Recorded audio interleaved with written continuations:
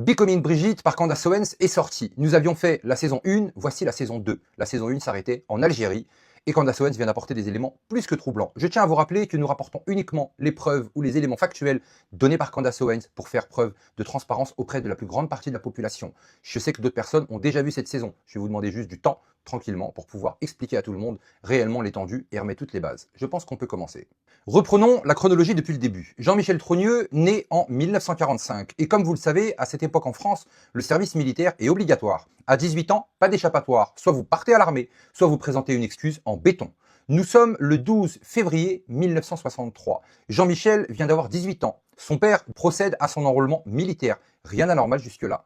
Mais un détail surprenant apparaît. Dans son dossier, son père demande un sursis. Pourquoi? Parce qu'au début de l'année, Jean-Michel ne vit pas en France. Non, il vit en Algérie. Et ça, c'est déjà étrange. En 1963, c'est juste après la guerre d'indépendance algérienne. Pourquoi un jeune homme de 18 ans se trouve-t-il là-bas à ce moment précis? Mystère.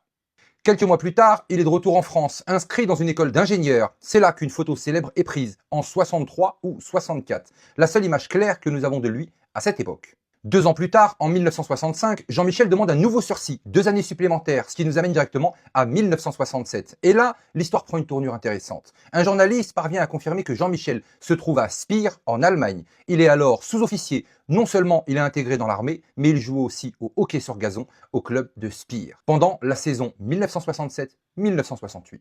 Tout colle, son âge, son statut, son engagement militaire. À ce moment précis, on peut le localiser, on peut le suivre, mais ensuite, c'est le trou noir. Après 1968, tout disparaît. Plus aucune trace officielle, plus aucun document public.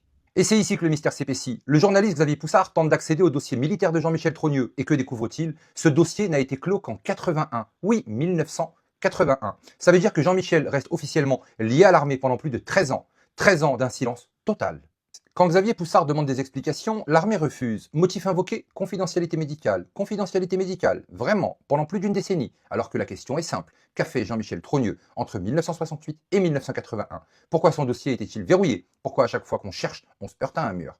Mais ce n'est pas tout, parce qu'au même moment, une autre pièce du puzzle apparaît. Dans une interview de 2021, Brigitte Macron, alors Brigitte Trogneux, raconte qu'elle passait beaucoup de temps aux États-Unis quand elle était adolescente. Et elle affirme quelque chose de troublant. J'étais là quand Armstrong a marché sur la Lune. J'ai vécu ça avec les Américains. L'alunissage, Brigitte est là, elle célèbre ce moment historique avec des Américains. Alors la question est immédiate. Si Brigitte était aux États-Unis, est-il possible que son frère Jean-Michel, disparu d'Europe à ce moment-là, s'y trouvait lui aussi? Serait-ce là que commence le brouillard qui entoure sa vie?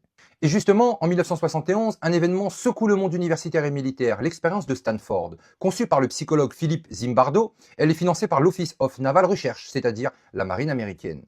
Objectif, étudier le comportement humain sous pression, voir si des individus ordinaires pouvaient devenir violents quand on leur donnait du pouvoir.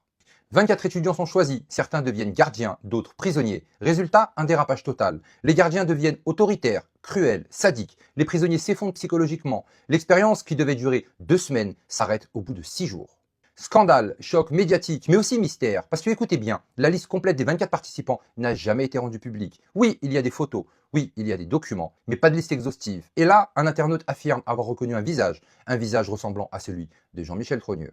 Alors, Jean-Michel était-il vraiment là? Était-il l'un des étudiants recrutés? Souvenez-vous, il était militaire, formé au génie en Allemagne en 1967. Après 68, il disparaît. En 1969, Brigitte est aux États-Unis. Et en 71, un visage familier surgit dans les archives de Stanford. Coïncidence ou piste volontairement étouffée?